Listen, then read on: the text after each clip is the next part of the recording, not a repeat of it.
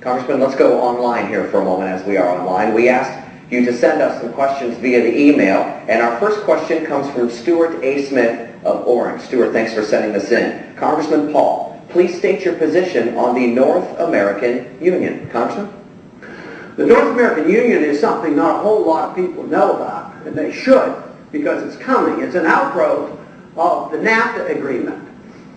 I believe in free trade. I consider myself one of the strongest free traders in Washington.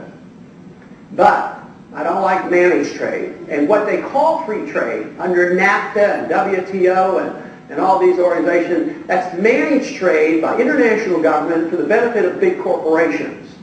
So I'm positively opposed to that. So I'm opposed to NAFTA, and the outgrowth of NAFTA is the North American Union with a unified currency, the Amero. They already have a plan for a highway running from Mexico up to Canada, a 12-lane highway with trains in the middle, and it's going to be an international highway. And there's been some secret funding already into our budgets to start this program moving. There's going to be eminent domain powers used to confiscate tens of thousands of acres to build this.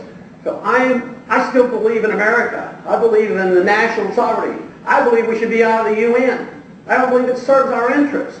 I believe that we should be like the founders advised, be friends with people, trade and travel, and that's why we don't fight. We get along with Vietnam now because we trade with them. We get along with China now because we trade with them. But as soon as we talk about international government entangling alliances and military force out there, you end up with a mess. Matter of fact, those of us who talk this way, sometimes they say, yeah, you're just one of those old isolationists. But just think of what our policies have done in the last 15 or 20 years. We have become isolated from the world. We're diplomatic isolationists. We should be talking to people. So, not international government, no North American Union, but quite willing to talk to Canadians and Mexicans and do whatever we can to facilitate trade and travel, but also protect our borders and protect our national sovereignty. Well, Congressman, thank you very much for your time. I'd like to thank the audience as well. Some wonderful questions. Also to the emailers who sent in. We'd like to thank you for joining us for this conversation with the candidate. The conversation will, in fact, continue. Congressman Paul, thanks again for being here. And for all of the conversation with the candidate shows, they will remain archived right here on our website's politics section. So thanks for joining us. Have a great one. And thank you very much, sir. Thank you. Appreciate it. Really enjoyed it. Well done. Hopefully it's a good idea. Interact to chat with people who want to say hi to the Congressman. You're more than welcome to. The only thing I do when I'm at home is I insist you give me more of your opinions because I'm always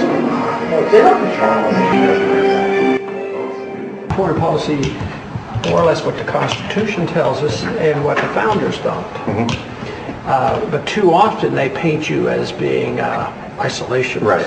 And that's, if you're a free market person, you want to be talking and trading and communicating with people, which is exactly opposite of isolation. Isolationism is sometimes, if you're more populist and a protectionist, thinking that you can live by yourself and you can produce everything. Oh, I listened to Buchanan for years. Yeah. Pad's a very good friend, but I never agreed with him on that policy.